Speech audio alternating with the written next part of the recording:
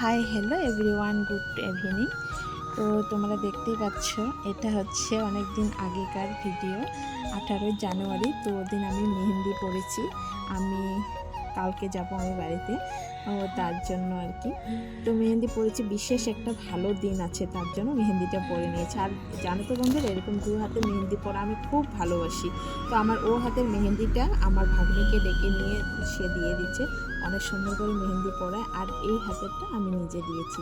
এই হাতের মেহেন্দিটা বেশি টাইম আমি রাখতে পারিনি, তবুও সুন্দর কালার হয়েছে। আর কালারটা তখন ভাসে না, অনেকক্ষণ পর ভাসে। তো আর ও হাতের মেহেন্দিটা অনেক টাইম ছিল, তো তার জন্য আর কি সুন্দর কালার হয়েছে, একদম পুরো কালো হয়েছে। আর আজকে যাব আমি বাড়িতে। সকালে আমি ছেলেকে স্কুলে দিয়ে আসছি, কারণ স্কুল তো ক্ষতি দেওয়া যাবে না, তবুও টিউশনটা ক্ষতি গেল আর কি। ওকে নিয়ে আসার পর মোটামুটি 2:30-3টের দিকে আমি বাড়ি থেকে বেরিয়েছি। তারপর আমি বাড়িতে চলে গেছি মোটামুটি 5:30-5টার দিকে আমি বাড়িতে যেয়ে পেয়েছি।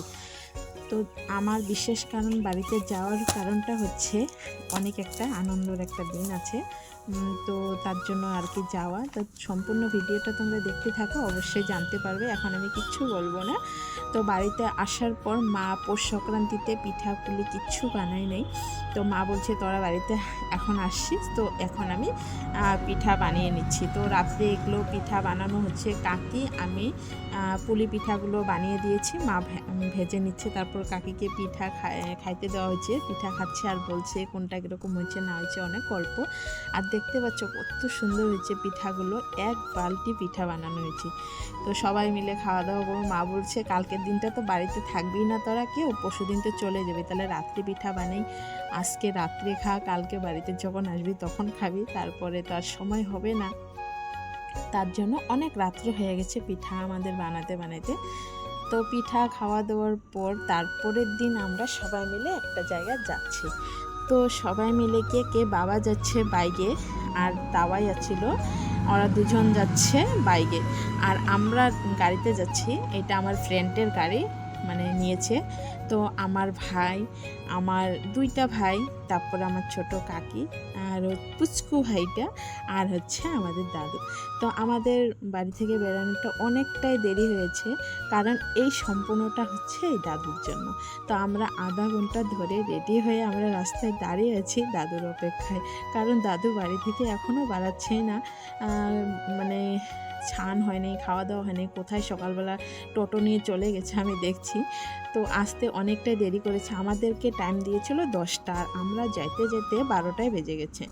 তো বাড়ি থেকে তো মোটামুটি 11টা, 11:30 বেরিয়েছি, ওখানে যেতে তো 12:30, 12টা এরকম বেজে গেছে। তো ওখানে সবাই অলরেডি মানুষ এসে পড়ছে, বারবার ফোন করছিল যে তোমরা কোথায় কোথায়। তো দেখতে পাচ্ছ কি সুন্দর রাস্তাটা, ভীষণ ভালো লাগছিল। আর এখানে একটা ফুলের দোকান, একটা দাদু ফুল বিক্রি করছে, ফুলগুলো দেখতে পাচ্ছ অনেক সুন্দর। তো ওই বালতিতে ইয়েলো কালার, রেড কালারের যে ফুলটা আছে না, সেই ফুলটা অনেক ভালো লাগছে, মানে সম্পূর্ণ ফুলে সুন্দর। আর ওখানে এই গোলাপটা, মানে আমি দাদুকে বলছিলাম দাদু আমাকে গোলাপ দাও একটা, তো দাদু বলছে আমি কেন দেবো, আমি ওইদিকে যা আরেকজনকে দেবো। তো ভাই আমাকে একটা গোলাপ দিল, তার জন্য ভাইকে বলে দিলাম থ্যাংক ইউ।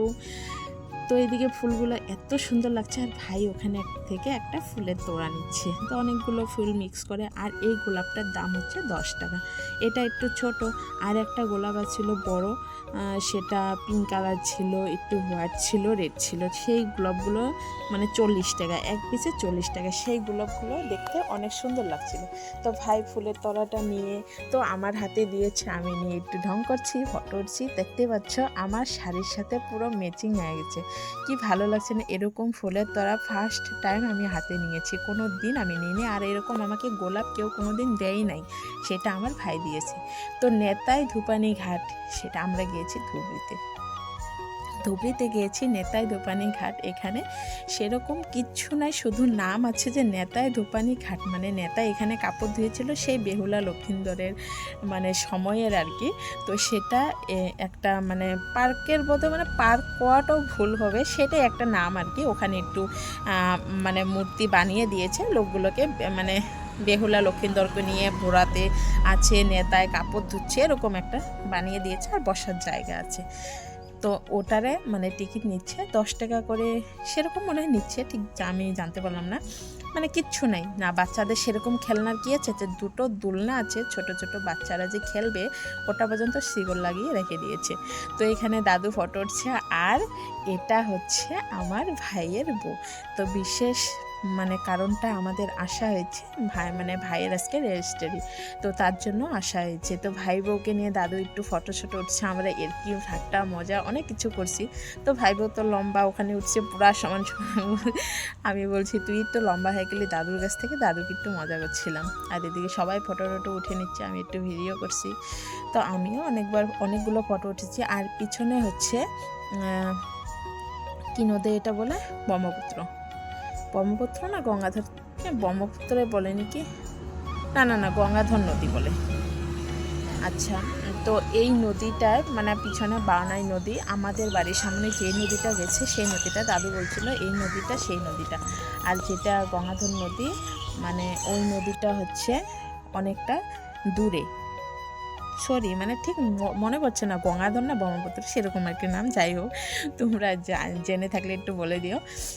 তো চরের মধ্যে পুরো চর, ওদিকে মানুষের বাড়ি আছে দেখছি, মানে স্টুডেন্টগুলো ওরা হেঁটে হেঁটে যাচ্ছে, তারপরে বাইক দিয়েও পার হচ্ছে।